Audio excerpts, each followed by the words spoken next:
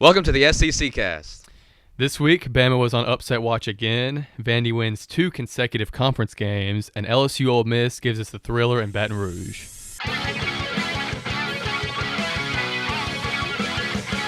During the show, we're going to be going over the SEC Showdown and Shuffle. The SEC Showdown is where we take a look at last week's matchups. During the Shuffle, we'll take a look at how last week's matchups affected the AP poll. And at the end, we're going to be giving our predictions for this upcoming weekend. Last week's matchups, might have been a little bit better with Vandy beating Alabama and all that. But this week gave us some pretty good matchups as well. We have 7 games that we're going to go over today. Okay, let's start with Missouri at UMass. Yes. First of all, this game should never have existed. I didn't even start watching until the end of the first quarter. It's 14-0. UMass, more like you-ass, because UMass is terrible. Missouri's defense still kind of looks, not on the same page. At this point, we're that deep into the season, this might just be a theme for them. They just might not have the best defense in the world, and I think that's going to bite them in a few games. Missouri's offense at the end of the day was just too strong. Missouri wins this game pretty big. Second game I have is Vandy at Kentucky. Hey, how about that? Vandy wins another SEC game. Another sloppy Kentucky game, but Vandy hangs in there and pulls it out. Pavia finally throws an interception. We're hoping that would never happen all season, but the Kentucky defense just made him throw a bad one. Yeah, it had to happen at some point. Yeah. Vandy still wins 20-13. Pavia only had 3 incompletions this game, including that pick. So Even though he had that one bad play, he still looked pretty good this game. But Kentucky's offense just simply is not good enough to compete, even with the mid-tier of the SEC, which I think is where we put Vandy at this point. Right. Kentucky's only good player is Dane Key. He had 8 receptions for 83 yards and a touchdown. Vandy didn't even do anything to harass and throw off the Kentucky offense. They just couldn't do anything really. Finally, Pavia did leave the game with an injury, but he came back to finish it out. Hopefully that won't be too much of an issue for them, because if he goes down for them, Vandy's screwed. Yeah, their for season's the over. Season. The third game was Florida at Tennessee. If you want to see an in-depth breakdown of that game, check out our last video. The fourth game was Mississippi State at Georgia. This game was close. I never really felt like Georgia was going to lose. They're just too good of a team. Mississippi State kept it close. Carson Beck threw a tip pick on their first drive, kind of reminiscent of the Vandy-Alabama game from 2 weeks ago. Mississippi State couldn't really do anything in the first half other than kick field goals. But in the second half, Mississippi State turned it on. Van Buren looked a little bit better than we thought. A little bit. But, again, Georgia was just too strong in this one. Let's see. Mississippi State has Texas, Georgia, A&M, UT, Missouri, and Ole Miss on their schedule. I don't think they're going to win any of those games. If Van Buren played like he did in the second half and they can get some stuff going, they might have a chance in one of them. Probably Ole Miss. Yeah, honestly, probably Ole Miss. Carson Beck had a lot of time in the pocket for this game. There just wasn't any way. I think that Mississippi State could have won if they didn't harass Beck more and kind of show that mistake-prone ability that he had in the Alabama game. Right. The fifth game was the Red River Rivalry, the first ever SEC edition of that game. Oklahoma's offense is terrible. They scored 3 points on their first drive, and it was looking like that patented kind of throw-you-in-the-mud type of Oklahoma game at the beginning. But in the second quarter, Texas has 3 quick strike touchdowns, and it was kind of over from there. I mean, 21 points is just too many points for Oklahoma to, recover from in that quick of a time. I will say that's a little surprising. I did think Hawkins Jr. would be able to run the offense a lot better than Arnold, but it's just not well-rounded enough, I guess. I will say Hawkins doesn't look bad. Yeah. The offense looks bad, but I don't think Hawkins is the reason why. I don't think he's doing anything above and beyond to help their offense. I mean, their top 4 receivers are all injured. So He doesn't really have a lot to throw to. Texas's defense and their lines of scrimmage are probably the best in the country. I don't know. I mean, Oklahoma would have had to pull out some crazy stuff, and Ewers would have had to play terribly for Oklahoma to have a chance. Yeah. And hey, they picked him off on his first drive. His first drive back from 3 or 4 games that they missed. He was definitely rusty on that first drive. That was a bad pass. But once he kind of shook the rust off, it was over from there. Yeah, I mean, Texas didn't score a lot of points. Oklahoma's defense is good, but they just have so many weapons offensively. And, again, they have the best lines of scrimmage in the country, I think. Yeah. All right, the next game, South Carolina at Bama. We were watching this game very closely. I believe this was the first game of the weekend. We kind of all thought that Bama would come out swinging here at home. Yeah. That's not what happened. They continue to look sloppy week in, week out, and this was no different. This kind of felt like the Vandy at Mizzou game. Yeah, a just little bit. Really hoping Vandy would come out on top, and then Mizzou just kind of puts them out at the end. Alabama was dominating this game at the beginning, but it all kind of started to fall apart because South Carolina wasn't playing well offensively at all. It really took some weird safety shenanigans for them to get back into. I don't even know how that was a safety. Like, it didn't look like he was down. No, I don't know. I have no idea how that happened, to be honest. And Sellers definitely could have played better. He could have, especially at the end. I Yeah. mean, that 2-point conversion. Yeah. That was kind of embarrassing. I mean, I know he's nervous. It's in Tuscaloosa, and that last drive where they got the onside, he just didn't know what he was doing. I felt bad for him. I think if that's the Lenore Sellers that we're going to see in 2 more years, he wins that game. But I don't think it's his time yet. I agree. So, yeah, I mean, Bama's defense didn't play horrible this game. They let up more points to South Carolina than I think they should have, but they're still a huge concern for me. Also, Alabama's running attack was not good this game, which is surprising.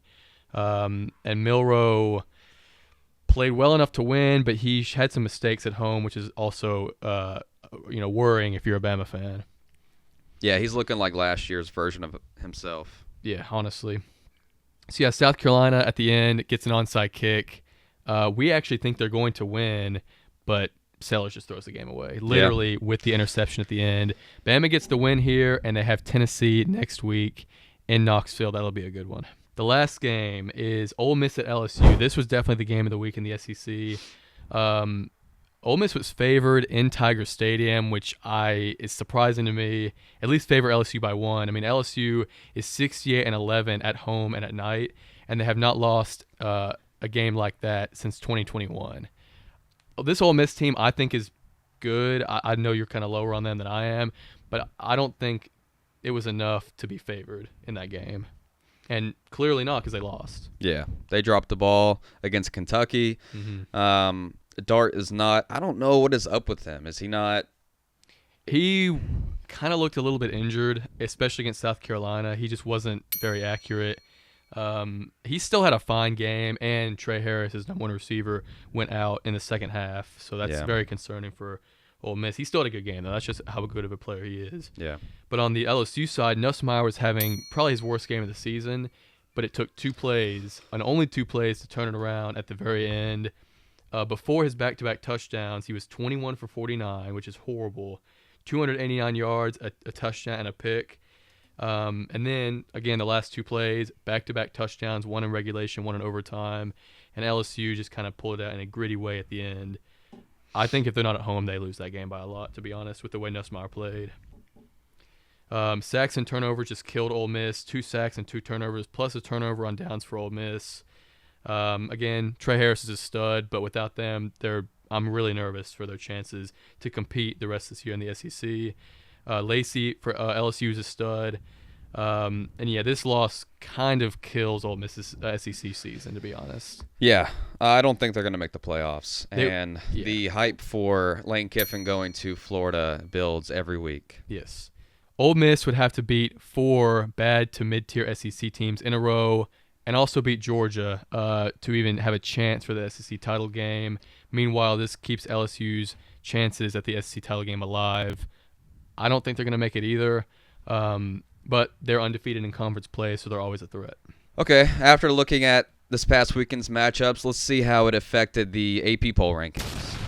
So to start, we have Texas at number 1. They stayed at number 1, deservingly so, I think, after blowing out Oklahoma. You didn't really expect any change there after that game. Right. Georgia stayed at 5 after beating Mississippi State pretty close at home. I could have seen them gone down, especially below Miami, but I don't think you dropped them below 5 or 6. This game wouldn't have looked as close if Beck doesn't throw a red zone interception, which then, Van Buren then takes his offense all the way down the field to score a touchdown. If Beck's able to score, during that point, I think it would have been a blowout, just as we thought. And I don't think, despite the score being as close as it was, I really don't think it was that close. I 100% agree. I think the score made it look closer than it was. I agree. So now we have Bama, who stayed again at number 7 after squeaking out a South Carolina win. I have a problem with this ranking. I don't see how you lose to Vanderbilt and then barely beat South Carolina at home and stay at 7. I know they have one of the best wins in the country, which I'm not trying to take anything away, but what are these rankings? Are these projecting how these teams are going to do, just kind of a power ranking, feeling it out, eye test kind of thing, or is it based on resume? Which, if it is, you should drop them out of the top 10 for this, I think. So would you put LSU above Bama? If it's an eye test ranking, I think having them one spot above or one spot below is fine. Like, I don't think that really matters that much. If it's a resume ranking, I think I'd have Alabama above, but I mean. That's what it is then. It's just that Georgia win has so much weight. But look at Georgia. I mean, they almost lost to Kentucky. They sort of almost lost. I mean, they was close against Mississippi State. I know we just talked about that. But I don't know. I think you have Iowa State above Alabama because of their resume. I know they haven't had a lot of big wins, but Alabama's looked not great the past 2 weeks. I think we'll know this weekend. I agree. It'll say a lot. There are 2 huge matchups that we'll get into later that will kind of decipher a lot of this out. Next is LSU, who again deservingly jumped from 13 to 8 after beating Ole Miss in overtime. They probably didn't win that game how they wanted to, but a win is a win, so good on them. A&M jumped one spot to 14 after a bye week. That Missouri win is holding a lot of weight for them in the rankings, which I think is deserved because, I mean, they did blow them out. But I don't think Missouri's as good as the ranking. I mean, are they a top 25 team? Probably, until they prove us wrong. Another loss, though, they'll definitely be out. Yeah. All right, next we have Ole Miss, who fell big from 9 to 18 after the overtime LSU loss. I thought that was a pretty big fall for this game. If you ask me, I think they should have had a big fall after the Kentucky game instead of this game. Yeah, I think the voters were kind of looking at the Kentucky game as maybe a one-off, and then once they lose to LSU, they felt confident really dragging them down. Yeah. They dragged down Ole Miss behind a bunch of one-loss teams. Ole Miss might be better than Kansas State. They might be better than Indiana, but they really looked at the win-loss total for that, which again I think is just kind of a cop-out to make the rankings make sense. Yeah. But yeah, they should fall after a loss, 100%. Missouri jumped 2 spots to 19 after a UMass win. I think it's too high. I mean, they should jump after beating a team, but I don't think they're that good. Finally, Oklahoma fell out of the rankings from number 18 after the loss to Texas. It was about time, I think. I mean, I don't know. That was kind of surprising to me. This is the same kind of thing as Ole Miss. Like, once you realize that they have their 2 losses, their offense is not good, then you drop them out.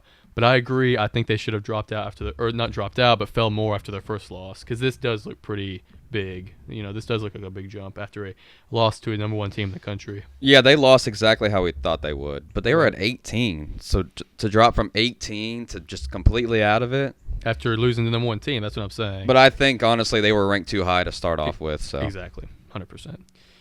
The 3 other teams receiving votes, Vandy was the highest team that received votes this week. That was not in the AP poll. Get Michigan out of there. Yeah, I mean, really. Vandy has a way better win than Michigan. I don't trust Michigan to win, big games, whereas Vandy, they've shown that they can. Yeah, they'll at least be in it.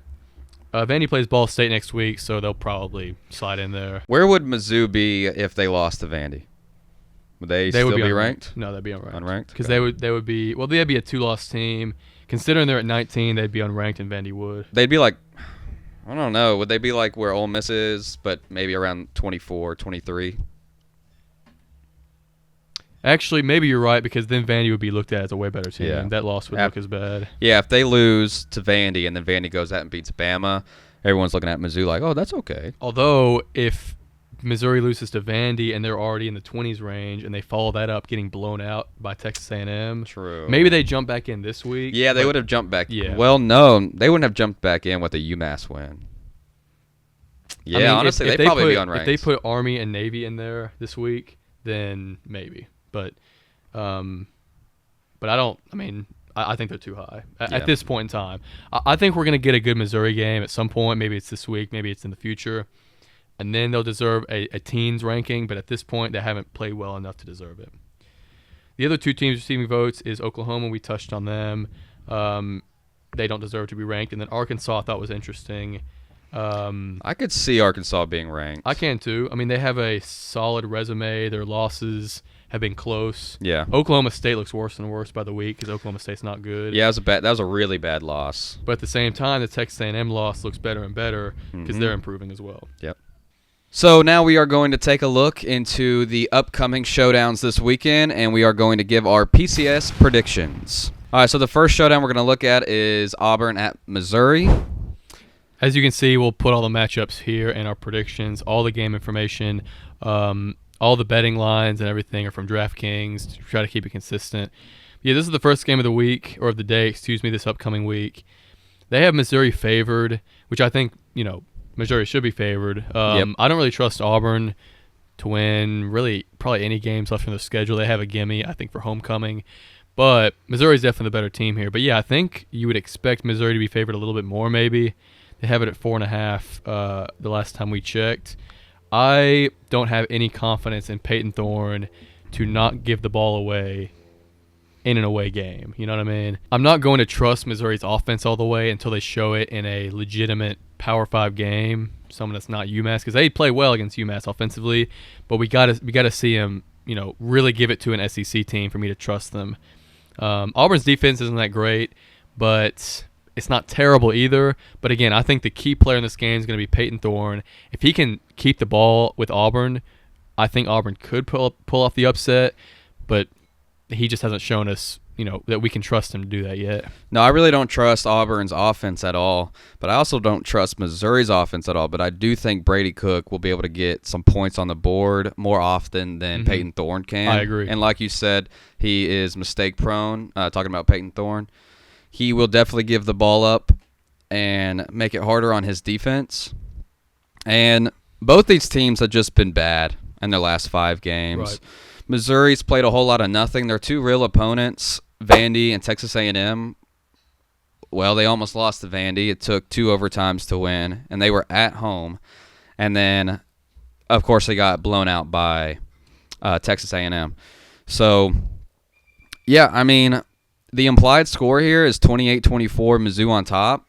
That's very surprising for a terrible Auburn team going up against the number 19th ranked team in the country at home. So I am very surprised. I will say maybe one of the reasons why these odds makers are giving a little credit to Auburn is because they are coming off a bye week. As Tennessee fans, we know that doesn't really mean a lot unless you play it well, which we did not.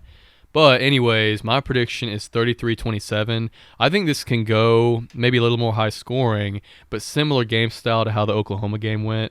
I see Auburn playing well enough to stay in it, but it'll only take 1 or 2 Peyton Thorne screw-ups to kind of give Missouri the win here. I'm surprised you see Auburn staying in this. I know Missouri is not as advertised, but a 4.5 spread is far too low. Missouri's defense has just looked pretty bad all year. I mean, they let up so many points to A&M. Jarquez Hunter is really good. He's kind of the only consistent force on that Auburn team. And, hey, if Peyton Thorne comes out and plays well and doesn't turn it over, we could see an upset here. Yeah, and Luther Burden won't be in this game either. But yeah, that's another big point. But, I said 28-13. I think Auburn can't score enough, and I don't think Missouri comes out, swinging either. Okay. So, not close, but just a low-scoring game. All right, so next we have South Carolina at Oklahoma. It's going to be a terrible game. This is pretty similar to Missouri and Auburn. Both these teams have – well, actually, Oklahoma has underperformed. And South Carolina is on par record-wise, but the eye test says otherwise. Yep. They're exactly where they're supposed to be record-wise, but they feel like a better team. South Carolina and Vandy – well, South Carolina, Vandy, and Kentucky are the hardest kind of teams to gauge for me, for all for different reasons. But for South Carolina – they have just been all over the place in terms of the competition they played. They almost beat Alabama this week, but before that, terrible against Ole Miss. They come out and beat Kentucky, who's not very good, and then they almost beat LSU. It's just all over the place. But that makes it harder to predict. But one thing that I will say is there will not be a lot of points scored in this game. There's no way. Oklahoma's defense is very, very good, way better than Alabama's. I don't think South Carolina's going to sniff 25, to be honest. Well, think about it like this. So South Carolina's last 5, they could be 4-1 right now. They got 2 games that they wish they would have ended differently, and Oklahoma is the opposite. They've won 2 that they're glad, they're happy with how it ended because it was in their favor. So I think Oklahoma's a little fraudulent.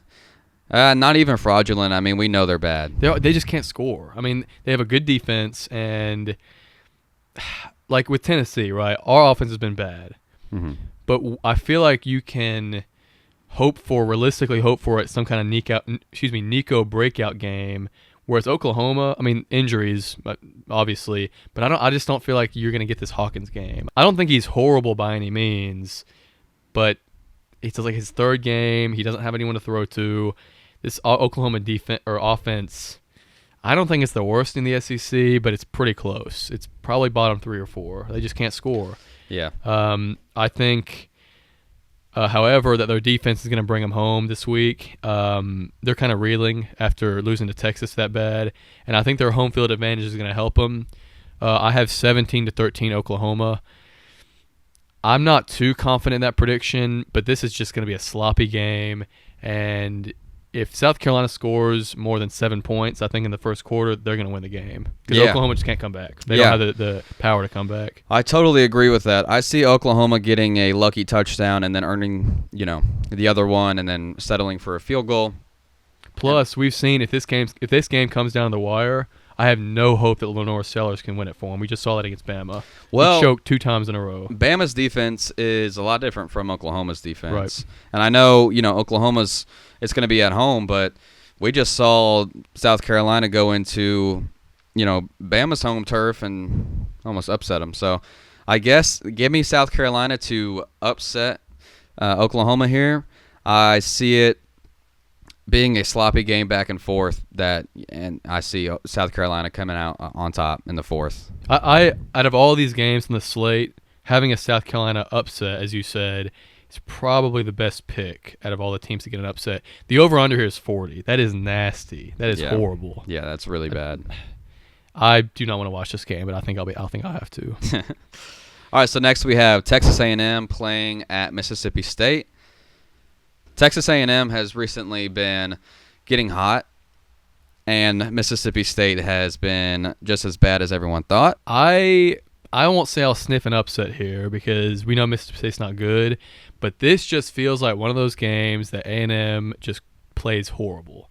In my prediction, I wanted to play it safe, but so the spread is 15.5 in A&M's favor. I think that Mississippi State can cover, to be honest. I don't know. It just feels like one of those games A&M could just crap themselves in. They're finally high back in the rankings. They just came off a blowout win. Maybe they could just screw up. But I had 37-20 here. Mississippi State they're just simply the worst team in the SEC. That last game against Georgia gave me a little hope they can maybe do something this season, pull one upset.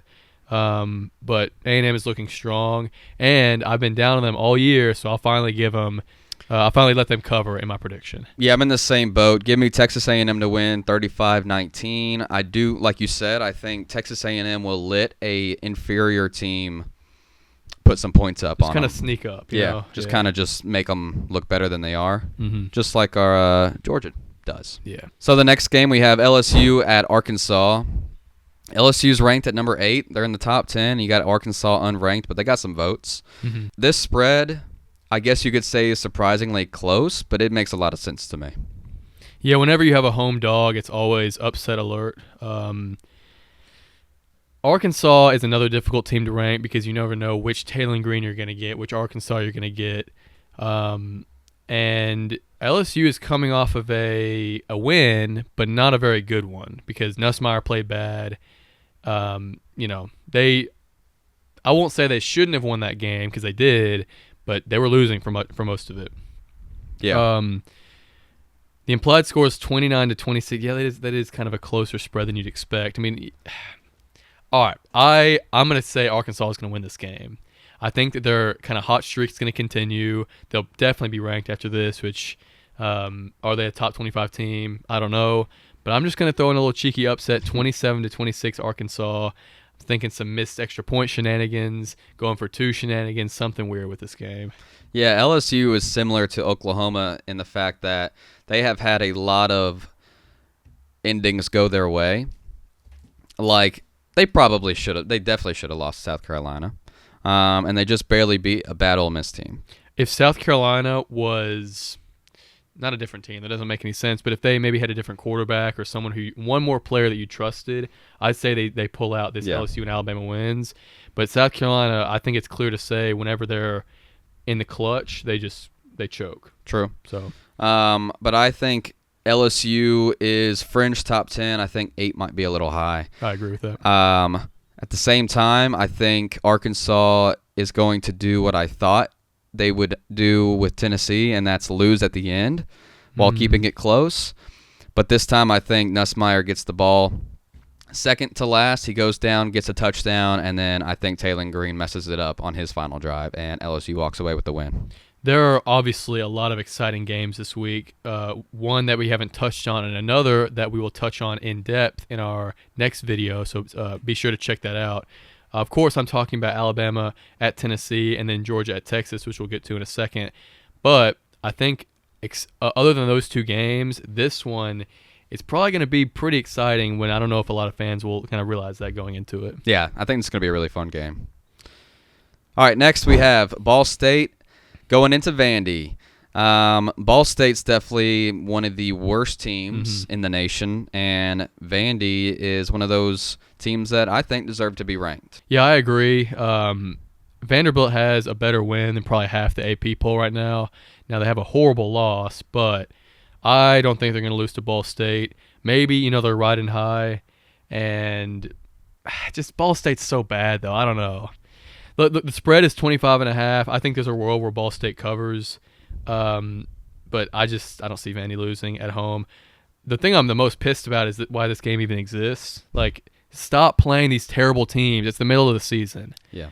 It's like Missouri with UMass. I don't even like Missouri, so I was more mad about that. The one saving grace is that if Vandy wins and some other teams lose, Vandy could be ranked, so good for them. But I have 49-20 Vandy. Vandy can put up points. Ball State kind of can too, but their competition's been terrible, and Vandy's defense isn't great, so I think 20 is all right there. But yeah, 49-20 Vanderbilt. Hopefully they get ranked next week. I find Vandy kind of playing down to their opponent. Okay. I think they might up or down. Right. Yeah, up or down. I see Vandy kind of letting Ball State stay in it in maybe the first half and then pulling away at the end. Give me Vandy to win 40-14. All right, here's the best game of the weekend. We have Georgia going to Texas. This is a very close game, but ESPN doesn't think so. Right. ESPN thinks that Texas has a 75% chance of winning. I kind of agree with them. I don't really know what's happening with Georgia. I mean, they lost to Bama, and it ended up being close, but if they ever play like they did in the first half against anybody else on their schedule, because they have a tough schedule, they're gonna have a bad record. Yep. And then letting Mississippi State kind of just sneak back in, I don't know. That just doesn't sit right with me. If you want to compete for a national championship, you can't do that. Texas hasn't done that against anyone on their schedule, I don't believe. They took care of business against Oklahoma. So I think Texas will win. I think it's going to go exactly the same as the Alabama game. I think Texas is going to come out really strong. Kirby will make some adjustments, and I have 40-36 Texas, which is way above the over/under. But yeah, I just think Texas is too strong. Yeah, I agree. I think they're going to start off really slow in the first half, maybe get a touchdown, and then I think in the second half they'll turn it up, just like the Alabama game. Mm-hmm. But I think they won't get nearly as close as they did with Bama, and Texas will, keep it in front of them and never let them catch up.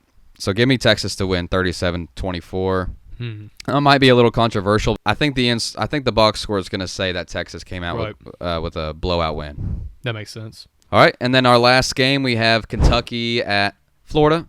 this is another pretty good game. These two teams, you can't really tell me which one's better. It's hard to say. Yeah, so Florida's actually predicted to lose this game at home.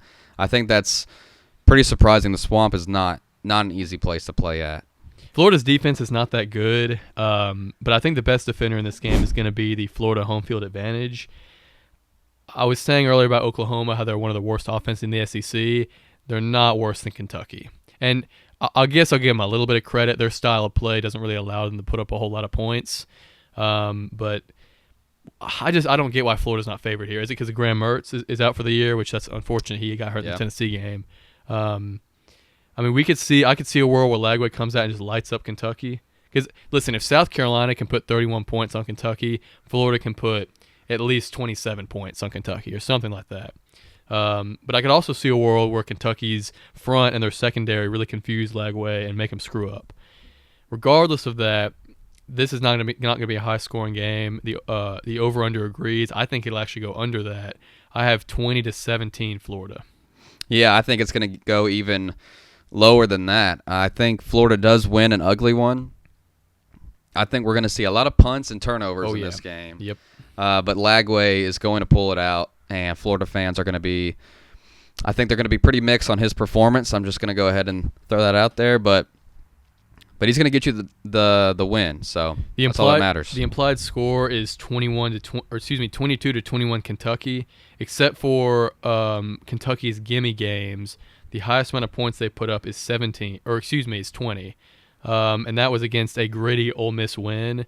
I mean, 20 is the most you can go here for Kentucky. There's just no way that they can be explosive enough to put up more points than that. I think Lagway gets the job done in his first real start in SEC play. All right, so that was the SEC Showdown, Shuffle, and Predictions. Come back next week. We're going to go over how our predictions went and which teams won and lost, and we're going to see how that affected their AP poll ranking. Comment your predictions down below. If you want to hear our thoughts on the Florida game, you can click here. And be on the lookout for our Alabama review. Please subscribe and like the video. My name is Shea, and this is Jace. Well, SEC you later.